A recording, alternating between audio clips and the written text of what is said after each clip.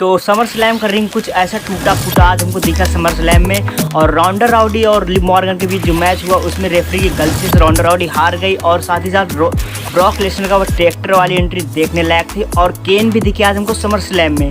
और money in the bank भी cash one किया है वो सक्सेसफुल हुआ। और एज का रिटर्न हुआ भाई, एज के साथ फाइनली बेली ने भी रिटर्न कर दिया। तो चलो देखते हैं आज क्या हुआ समर स्लैम में। तो बिना किसी देरी के शुरू करते हैं। Welcome to the new chat wrestling. तो न्यू चैट रेसलिंग को सब्सक्राइब कर लीजिए भाई। बेली की बात करने से पहले बेली का रिटर्न हो चुका है। अगर बेली की बात करने से पहले हम लोग शुरू कर लेते हैं। तो पहले मैच जो हमको देखने को मिला Becky Lynch versus Bianca बेलेर raw women's championship के लिए मैच हमको देखने को मिला गाइज।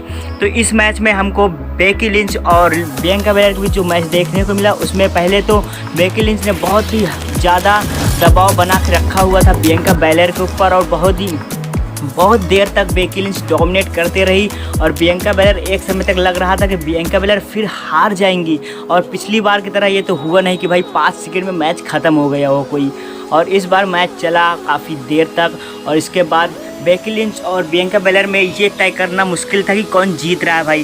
फिर ऐन वक्त पर बियांका बेलेर ने अपना फिनिशिंग मूव लगाते हुए बेकी लिंच को पिन करने की कोशिश की। और फिर आगे मैच चला, पिन नहीं हो पाई वो। उसके बाद फिर बियांका बेलेर ने एक बार फिर से अपना एक और फिनिशिंग मूव लगाया और बेकी लिंच को पिन कर दिया। और बेकी लिंच 3 काउंट से हार गई। और इसके बाद बियांका बेलेर अपना टाइटल रिटेन कर ले गई हैं। और रिटेन करने के बाद बहुत ही ज़्यादा खुश थी वो और अपने टाइटल को लेकर के जश्न मना रही थी।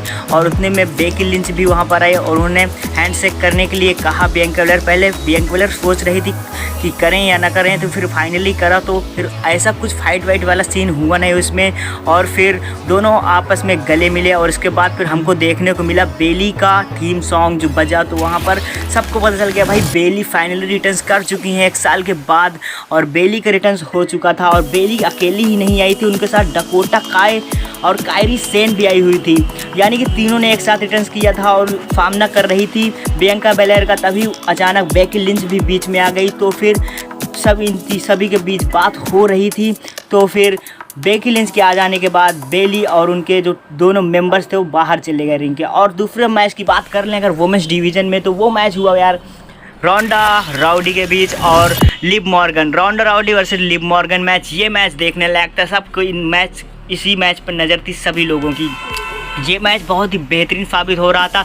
रॉन्डा राउडी को भाई जीत मिलनी चाहिए थी, पर रेफरी की कुछ गलतियां थी यहाँ पर। जिस तरह हमको उसोस और स्ट्रीट प्रॉफिट के मैच में देखने को मिली थी इससे पहले कि उनका कंधा उठा हुआ था, फिर भी रेफरी ने पिन करवाते हुए 3 काउंट करवा दिया। और ये बहुत ही बड़ी गलती थी। साफ कंधा उठा हुआ था, पर फिर रेफरी ने 3 काउंट करके रॉन्डा राउडी को हरा दिया। इस पर रॉन्डा राउडी बहुत ही ज़्यादा नाराज़ हो गई और गुस्से में आ गई।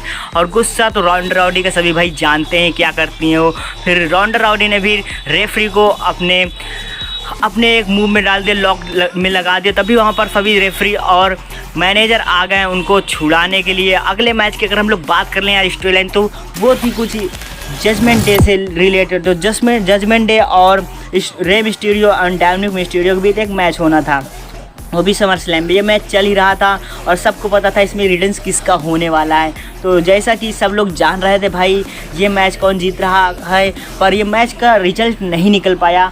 और इसी बीच मैच में हमको देखने को मिले जजमेंट डे के खिलाफ आते हुए जजमेंट डे के ही पुराने सदस्य एज, यानी कि एज आ चुके थे भाई रिटर्न्स करते हुए। जो हमको इतने दिनों से टीवी में पिक्चराइज किया जा रहा था वो हाथ एज का ही फाइनली निकला। ऐसे हम लोगों ने पिछले वीडियो में बात की थी। और एज आए वहाँ पर स्पेयर दिया दोनों को। और फिन बैलर और को स्पेयर देने के बाद फिर रे मिस्टीरियो से उन्होंने हाथ मिलाया एज ने। और वहाँ पर से फिर ये मैच चला कुछ इस प्रकार। और अगले मैच की अगर बात कर लें यार, तो अगला मैच हुआ स्ट्रीट प्रॉफिट्स वर्सेस उसोस। ये मैच बहुत ही बेहतरीन चल रहा था। और हमारे स्पेशल गेस्ट रेफरी भी थे उस मैच में। और स्पेशल गेस्ट रेफरी के होते हुए भी उफोफ ने ये मैच जीत गए। और उफो ये मैच जीत कर अपना टाइटल रिटेन कर लिए हैं। यानी कि अगर बात कर लें इस समर स्लैम की पूरी तरह, तो भाई जितने भी टाइटल हुए हैं सब रिटेन हुए हैं। कोई जीता नहीं है, कोई हमको नया चैम्पियन नहीं मिला है। सब वही पुराने चैंपियन अपने टाइटल रिटेन करके ले जा चुके हैं।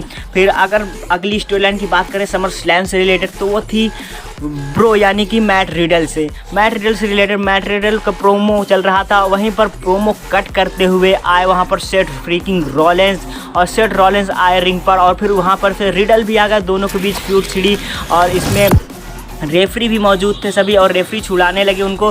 तभी ये रिंग में चले गए और रिंग में जाते हुए इन लोगों के बीच हाथापाई चालू हो गई, और फिर सेथ रॉलिंस ने अपना एक स्टॉम्प दे दिया ब्रो को, और इसके बाद वहाँ पर सभी आ गए मैनेजर और उनको छुड़ाने लगे, और फिर सेथ रॉलिंस को वहाँ से जाना ही पड़ा, और मैट रिडल की हालत ख़राब कर दी सेथ रॉलिंस ने, और फिर वो वहाँ पे चले गए।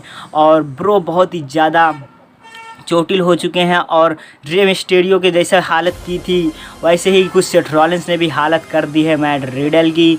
और फिर मैट रिडल को चोटिल करने के बाद सेथ रॉलिंस वहाँ से चले गए। फिर हमको देखने को मिले भाई केन, मेन इवेंट में हमको केन देखने को मिले, उनका इंट्रेंशन दिखाया गया, उनकी एंट्री, और उसके बाद ब्रॉक लेसनर का वो ट्रैक्टर वाली एंट्री। भाई किसी ने नहीं देखी तो भाई बहुत ज़्यादा मिस कर दिया आपने ब्रॉक लेसनर की एंट्री। ब्रॉक लेसनर ट्रैक्टर पे आए जो कि एक JCB टाइप का था यार, वो उसमें आए, उसमें खड़े थे। फिर अचानक रोमन रेंस के ऊपर कूद पड़े वो, और फिर फाइट चालू हो गई दोनों के बीच, और ये मैच बहुत ही बेहतरीन जाने वाला था। लास्ट मैन स्टैंडिंग मैच था यार ये तो।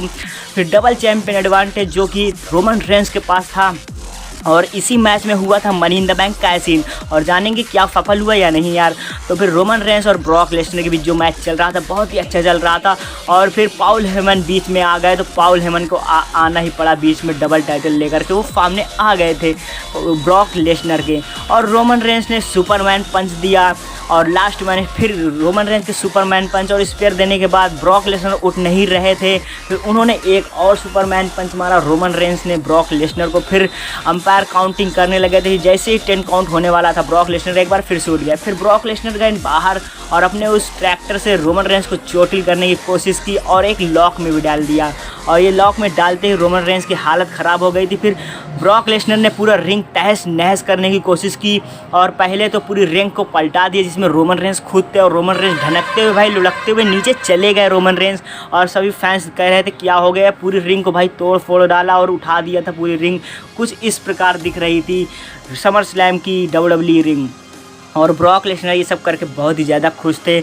और फिर वो गए पाउल हेमन के पास। पाउल हेमन ने अपना टाइटल छुपा रखे थे दोनों, और फिर पाउल हेमन को ब्रॉक लेसनर ने उठा लिया F5 पोजीशन पर और दे दिया टेबल पर, कमेंटेटर टेबल पर एक F5। और फिर वहीं पर आ गए money in the bank winner, और उन्होंने कैश इन कर दिया मनी इन द बैंक, और कैश इन करते ही ब्रॉक लेसनर ने मार दिया एक F5। और कुल मिला के ये कहें तो ब्रॉक लेसनर का ऊपर F5 अगर लगा दिया जो, तो ऐसे में मनी इन द बैंक उनका पूरी तरह कैश इन बेकार जा चुका है। और रोमन रेंस ने फिर स्पेयर लगाया, और ऊसो की दखल अंदाजी के कारण रोमन रेंस ये मैच जीत चुके हैं। अगर ऊसो नहीं होते वो मैच में तो ब्रॉक लेसनर 100% ये मैच जीत जाते, पर मनी इन द बैंक भी कैश इन हुआ, पर रोमन रेंस ही जीते।